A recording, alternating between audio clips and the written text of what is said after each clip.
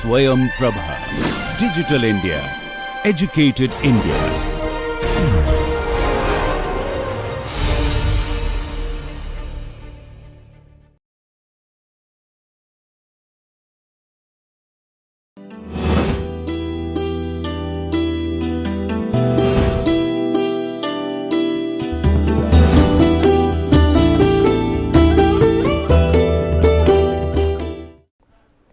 Welcome viewers, welcome back to this course on ESD, that is Education for Sustainable Development, and we have already discussed about the background or the history of this ESD course or the UNESCO Sustainable Development Goals. So, today we will just discuss about what are these 17 Sustainable Development Goals. Let us discuss about the each and every goal and all its interrelationship and all its sub targets also. So, these were the keywords very much we have already discussed about this. Is a common keywords that we will be discussing on this, that is all the related to all the SDGs, and these are the course objectives and expected learning outcomes. So, now all the 17 goals, what are these goals and what actually its focus and scope actually covers. So, first goal is that no poverty, that is end the poverty in all its forms everywhere, that is the SDG Sustainable Development Goal 1 as per the 2030 agenda.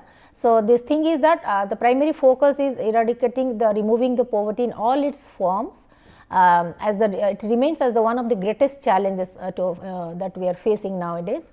So, as we can see, the poverty here can be defined as the lack of money and the vital resources, which are very much relevant for the human lives, and how to provide these things with the dignity and dignity to live, that is how can we provide this fundamental right to every citizen. So, while the number of the people that living below poverty line actually dropped gradually and slowly improves its, but still many of the countries or many of the population of section of the population are still living below poverty line. So, the primary goal of this SDG 1 is to how to eradicate and remove poverty in all its forms from everywhere. So, these are some of the targets of the goal 1, that is under each domain, each goal there are some of the targets, specific objectives, specific targets. Here you can say the targets are eradicate the extreme poverty and reduce the poverty at least by 50%, and implement the social protection systems, equal rights to ownership, basic services, etc., and build a resilience and resilience to environmental, economic and social disaster, that is the disaster preparedness, and mobilize the resources to implement the policies to end the poverty, and to create a pro-poor and gender sensitive policy framework for achieving these SDG goal 1, that is to remove the extreme poverty, extreme poverty at least the poverty, reducing the poverty by 50%, and to eradicate the extreme poverty anywhere it is available. So, the problems of poverty in India, that is these are some of the statistics data that we can find out. 2/3 of the people of India live in poverty, 68.8% Indian population lives in less than below $2 per day, and over 30% have the less than this kind of $1.25 per day available. So, these are the data that we have collected from this research literature, internet literature. So, this is all about the India is the second most populous country after China with 1.2 billion people, and this kind of the largest, this is the one of the largest country in the world, So, this makes Indian subcontinent one of the poorest countries in comparison to its population, in comparison to the GDP, in comparison to its economic scenario. Indian subcontinents, that means this makes Indian subcontinent one of the poorest countries in the world. So, women and children, the weakest members of the Indian society, they suffer the most. Hence, here the Indian data, as per the Indian data, so India is considered as the poorest country in this subcontinent. So, how to achieve the SDG 1 for India? So, therefore, the highly contrasted country, they have already enjoyed a rate of 10% over many years, and that their GDP is also gradually moving up, but only small percentage of the Indian population has been benefited with this massive economic boom. So, the majority of the people are still living in the below poverty line. So, the Indian goal, so goal number India and the goal number 1, the global reduction in extreme poverty was driven mainly by Asia, notably in China and India. And traditionally, these disadvantaged groups such as the rural dwellers, scheduled caste, tribes, Muslims and the minorities and the young children are still the poorest in during the 2015 and 16 era. So, therefore, the biggest reduction in multidimensional poverty has been witnessed among the poorest and traditional disadvantaged groups across the state, across the caste, across the religion, across the age groups. So, and the multidimensional poverty also it happens, it has among the children under 10 has fallen and fastest, but multidimensional poverty measures reveal who is poor and how they are poor, etc. We have to analyze all these things through a range of analysis. So, the government of India has already made progressive schemes, including the world's largest employment guarantee scheme, that is Mahatma Gandhi National Rural Employment Guarantee Scheme, National Social Assistance Program. So, government has already introduced so many things, so many schemes just to deal with this kind of extreme poverty in India. So, these are some of the data that we can see, that is how the present condition scenario in different sectors. Now, we will come to the SDG 2, that is zero hunger, and that is Sustainable Development Goal 2, that advocates for end hunger, achieve the food security, improved nutrition and promote the sustainable agriculture. So, after 1, then 2 gradually moves towards food security, ending the hunger and improved nutrition, quality of health and promoting the sustainable agriculture. So, here malnutrition has become a key issue. So, malnutrition also, most of the children, most of the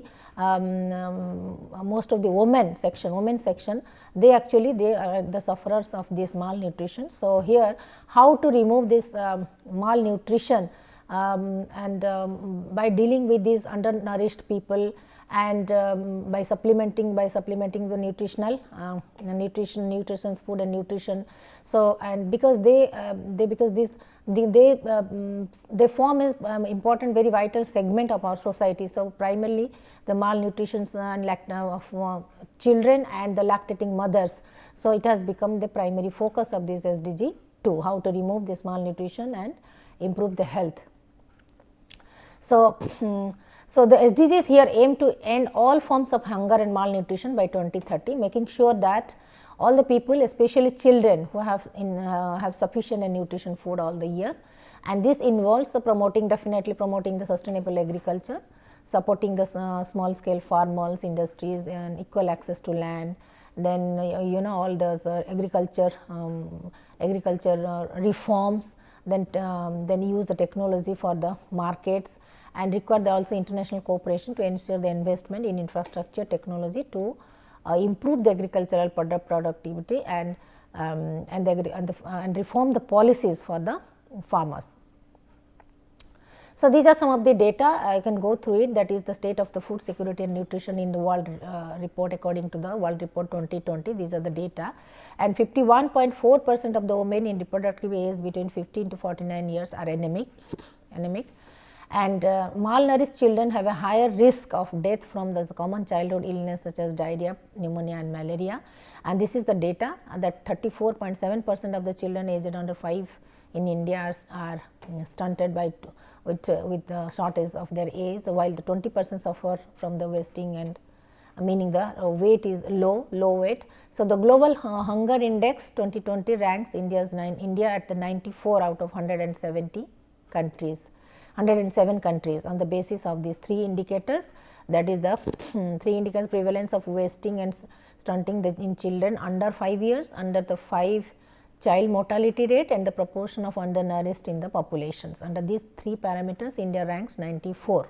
Next, then the third sustainable development goals, like ensuring the health, that is the good health and well-being, that is ensuring a healthy lives and promote well-being for all from across the all ages. So, well-being here is the feeling of satisfaction with life, not just by the physical health, nutrition, but also health, happiness and the prosperity. So, here good health we can say it concerns the care of the human body and everything that can be done to protect the sickness and intoxication and enable the access to care. Here it is also related to health care facilities. So, therefore, we have to make the progress, great progress towards leading the causes of the death, then death and diseases in life expectancy, to enhance, to increase the life expectancy, infant and reduce the infant mortality, infant and maternal mortality rates, and to fight against the diseases like the polio, HIV, AIDS, malaria, and also and other kinds of the pandemic diseases also. So, here the thing is that while some countries have already made the progress impressive gains, the national average height that many are being left behind. So, therefore, it is therefore a multi-sector rights based and gender sensitive approach should be adopted, should be applied, which is very much essential to address the inequalities and to build a good health for all, that is through the reform, through the policy of equality, equal access to facilities, resources, etc. So, with this multi-sector participation, then only we can also we can move ahead slowly towards achieving the good health and well-being for all. So, this is the condition of health and well-being in India, this is the condition in India.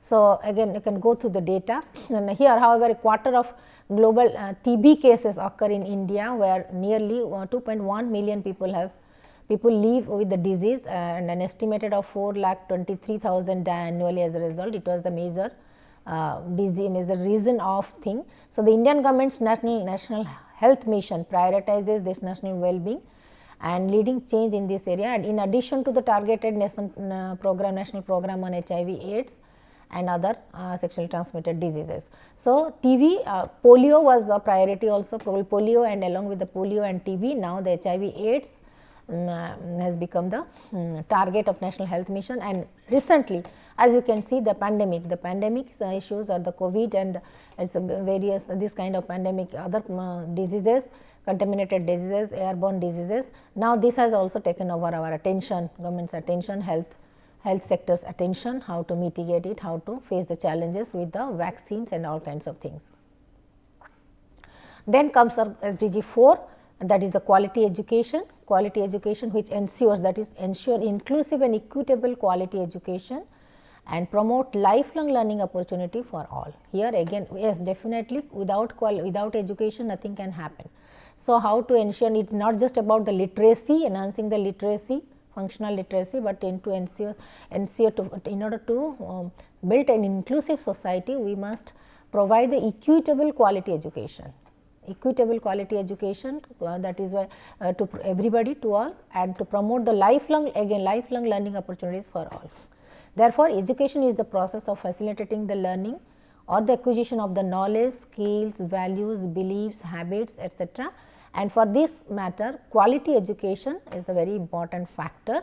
Quality education in terms of skill development, in terms of provisions to the schooling, primary schooling, relevant in school infrastructure, equipment, educational materials, resources, scholarship, and all the teaching force, teacher training, books and resources, and gender equality, parity, all kinds of. So, quality education, how to ensure quality education, it has become the most important topic, most vital, most important issue of this SDG 4, that is quality education. Quality education, how can we provide it to each and every citizen of the country, be it skill development, be it the research, be it primary education, be it school education, secondary education, whatever may be the thing. And so, for that matter, quality education is how to improve it, because we need all round development, not only the content, syllabus, curriculum, technology access, then teacher training, the syllabus, or teacher orientation, lifelong learning. So, education can only be updated and quality can be achieved only through continuous and lifelong learning. So, for that reason, as our government has also already taken the initiative, very many initiatives for the higher education, school education, that we will be subsequently discussing on this. So, education that liberates the intellect, unlocks the imagination and fundamental for self respect, and it is the key to prosperity. If you want to enhance the economic condition of our growth or move towards economic growth to become a developed nation. So, definitely education is such a platform, is the only source through which we can contribute towards a progressive society, healthy society. And so, the learning benefits are all the every citizen can get the learning benefits, and how they can continue their lifelong learning for the welfare of society. So, therefore, education, quality education, and under this quality education SDG 4 also there are so many targets also. So, achieving the inclusive and quality education for all reaffirms the belief that education is one of the most powerful and proven vehicle for sustainable development. So, after all the discussions etc., and data analysis everything, so education is being considered as one of the most powerful and proven vehicle for sustainable development. It also aims to provide equal access to affordable vocational training, eliminate the gender bias and wealth disparities, achieve the universal access to quality of higher education, all these things. So, now let us move towards the condition of education in India.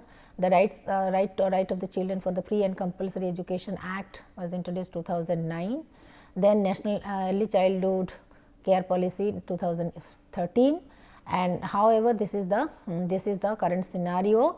And more recently, we can talk about this National Education Policy 2020, which has dramatically changed, has completely transformed the whole educational scenario in our country. So, these are some of the issues, some of the policy issues, and the history, a little bit history of this educational platforms. The National Achievement Survey NCRT 2017, children's school readiness age 5 has been far below. So, therefore, over the first half of the country program there have been various changes in the operating environment, and that has impacted upon how the UNICEF India's education program also start its operations. So, these are some of the history and background data, and gender equality, and then comes the fifth, that is the gender equality.